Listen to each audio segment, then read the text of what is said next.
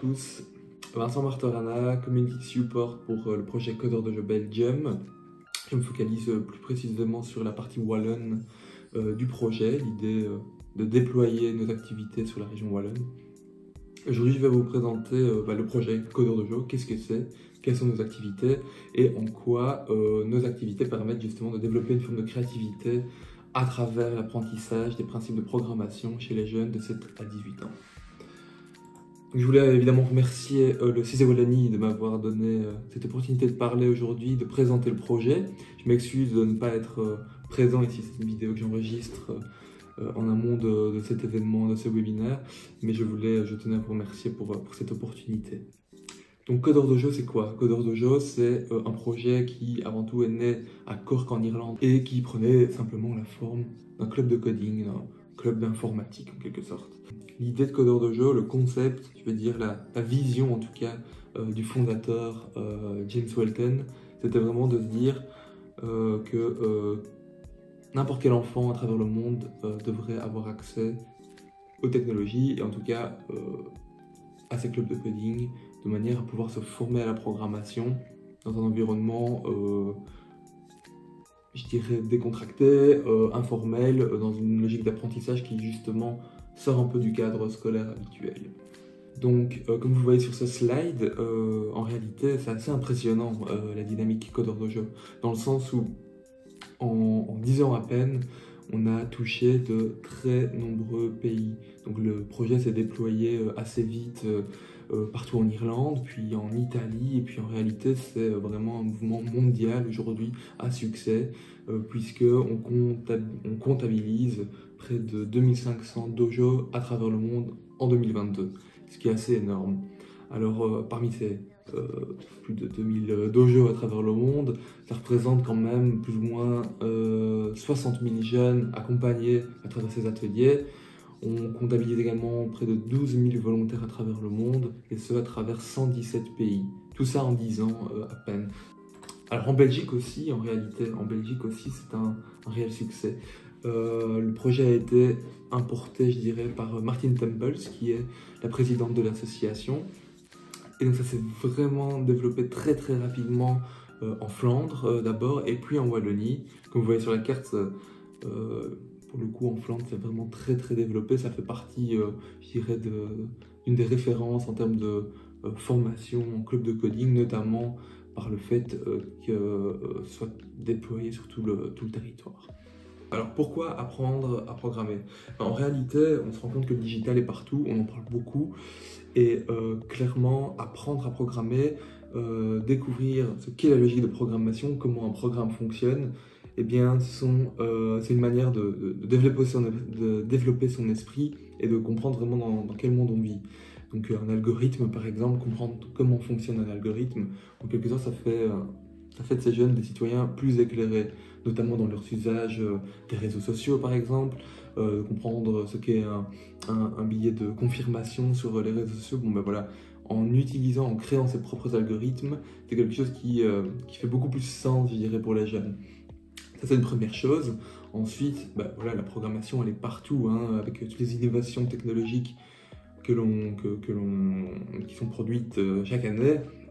On se rend compte que le digital est absolument partout. Et il est clair que se saisir des outils, comprendre comment ça fonctionne, permet d'avoir en quelque sorte une meilleure utilisation de ces outils, in fine.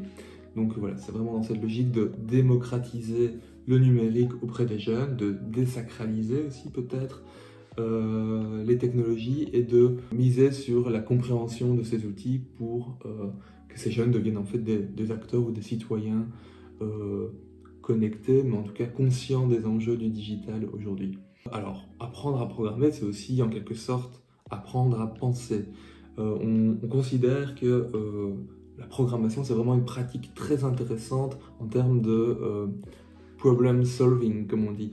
Donc en réalité, la programmation, c'est ça, c'est résoudre des problèmes, c'est avoir un problème donné et essayer de trouver le cheminement adapté pour résoudre ce problème. Donc ça, en termes de logique, c'est super intéressant pour les jeunes également. Quelque chose qu'on dit souvent chez Codeur de jeu, c'est qu'on veut faire de ces jeunes des acteurs du numérique plutôt que des simples consommateurs. Donc on sait bien que les jeunes aujourd'hui sont nés avec un smartphone dans la main, pour le dire un peu vulgairement, mais ça ne fait pas d'eux des acteurs du digital. Ils consomment beaucoup de contenu sur YouTube, ça certes, mais l'idée c'est vraiment de leur donner les outils en main pour devenir des producteurs de contenu, des producteurs de jeux vidéo, des producteurs de sites web, avec toutes les technologies, avec toutes les compétences qui sont liées à cela évidemment. Et ça prépare ces jeunes à des carrières plutôt orientées maths, sciences, technologie, etc., ingénierie. Donc voilà, c'est vraiment dans cette idée, mais de faire tout cela dans des logiques créatives. Les coachs ont plein d'outils à disposition pour vraiment proposer des projets très ludiques avec les jeunes, et c'est pour ça que Codeurs de jeux rencontre autant de succès ici en Belgique également. Alors, nos missions, je dirais que au-delà du dénominateur commun de tous les dojos qui visent à renforcer les compétences digitales de nos jeunes, je dirais qu'il y a une mission d'inclusion que nous essayons de défendre à travers Codeurs de jeux Belgium, notamment via des programmes subsidiés par le Digital Belgium Skills Fund, qui est un fonds fédéral qui vise justement à lutter contre la fracture numérique, à toucher des publics qui sont plus éloignés du digital via diverses actions. Et alors nous, on a souhaité déployer le projet Codeurs de jeux for All, qui justement va toucher des publics qui sont éloignés du numérique, qui sont plutôt issus de milieux précarisés.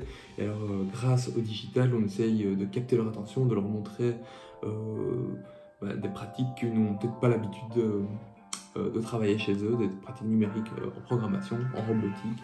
Et en général, ça marche assez bien. Et l'idée, au terme de ces sessions qui sont dédiées à ces publics fragilisés, éloignés du numérique, etc., c'est de les raccrocher à des dojos existants. C'est là que, selon nous, s'opère une réelle forme d'inclusion lorsque tous ces publics se mélangent.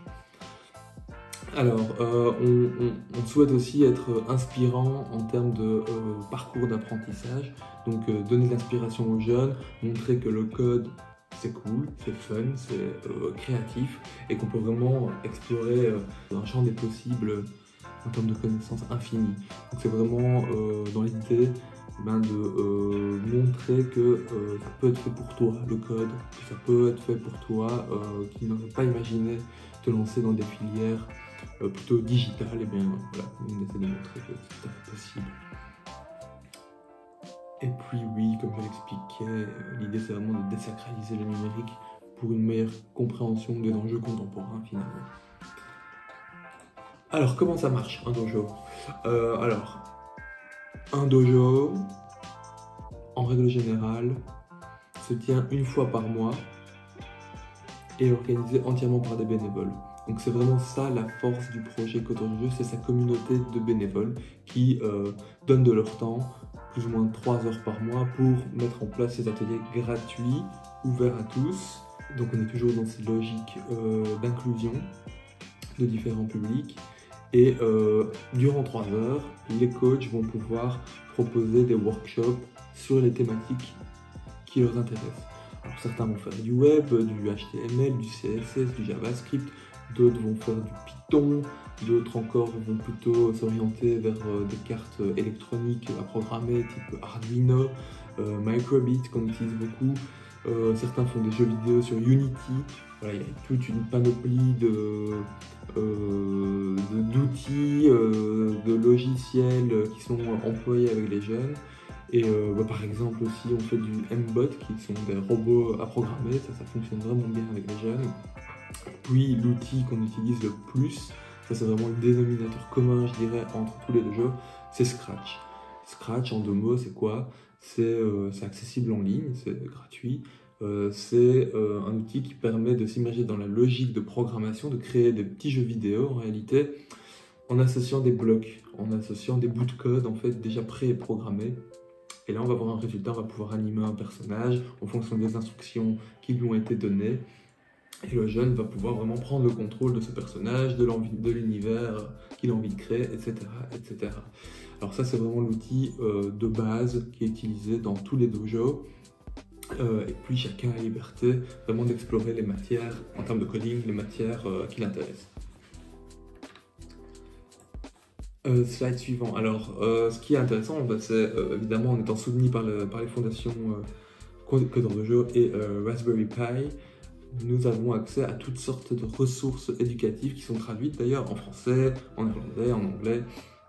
Toutes sortes de ressources qui nous permettent de proposer des contenus validés par la fondation sur des parcours d'apprentissage dans les différentes technologies, dans les différents domaines que j'ai énumérés. On va faire du gaming, on va faire des sites web, on va faire de la musique, on va animer des robots, programmer des robots, ou bien même de l'art numérique. Voilà, tout ça, c'est vraiment, je dirais, les différentes matières qu'on aborde à travers le coding. Et donc, comme vous voyez, en termes de déroulé, ça se passe comment? C'est 3 heures. Durant 2h30, les jeunes travaillent sur leur projet, travaillent sur leur programme, dans le cas du workshop auquel ils se sont inscrits. Et puis la dernière demi-heure, l'idée, ça va être de présenter son projet aux autres.